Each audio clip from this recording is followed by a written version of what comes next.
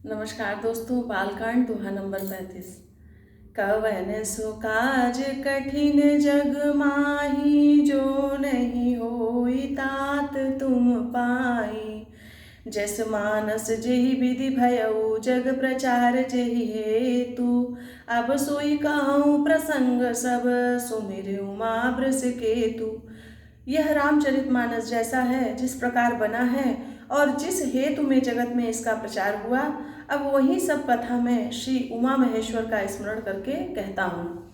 कवन सो काज कठिन जग माही, जो नहीं होई तात तुम पाई। शंभु प्रसाद सुमति अहुलसी, रामचरित मानस कवि तुलसी। करई मनोहर यति अनुहारी, सुजन सुचित सुनि लेहु सुधारी। श्री शिव जी के कृपा से उसके हृदय में सुंदर बुद्धि का विकास हुआ, जिससे यह तुलसीदास श्री रामचरितमानस का कवि हुआ। अपनी बुद्धि के अनुसार तो वह इसे मनोहर ही बनाता है, किंतु फिर भी हे सज्जनों, सुंदर चित्त से सुनकर इसे आप सुधार लीजिए।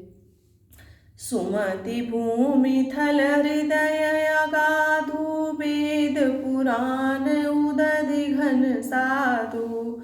बरसहि राम सुजस बरवारी, मधुर मनोहर मंगलकारी। सुंदर सात्विकी बुद्धि भूमि है, हृदय ही उसका गहरा स्थान है। वेद पुराण समुद्र हैं और साधु संत मेघ हैं। वे साधु रूपी मेघ श्री राम जी के सुयश रूपी सुंदर मधुर मनोहर और मंगलकारी जल की वर्षा करते हैं। लीला सगुन जो कहाई बखानी, सोई स्वच्छता करई मलहानी। प्रेम भगति जो बरनी न जाई, सोई मधुरता सुशीतलताई। सगुण लीला का जो विस्तार से वर्णन करते हैं, वही राम सुयश रूपी जल की निर्मलता है, जो मल का नाश करती है। और जिस प्रेमा भक्ति का वर्णन नहीं किया जा सकता, वही इस जल की मधुरता और सुंदर शीतलता है। सो जल सुकृत सालिहित होई, राम भगति जन जीवन सोई। मेधा मही गति सो जल पावन, सकिल श्रवण मग चले सुहावन। भरे सुमानस सुथल थिराना, सुखद शीत रुचि चारु चिराना। वह राम सुयश रूपी जल सत्कर्म रूपी धान के लिए हितकर है, और श्री राम जी के भक्तों का तो जीवन ही है।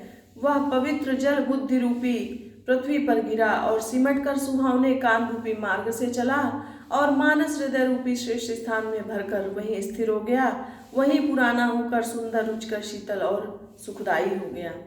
कवन सो काज कठिन जग माही, जो नहीं होई तात तुम पाई। यहाँ पर दोहा नंबर 35 अपनी चौपाइयों के साथ संपन्न होता है। अगले दोहा नंबर 36 में फिर से आपके सामने प्रस्तुत हो जाऊंगी। तब तक के लिए आप सभी को जय श्री सीताराम, जय हनुमान।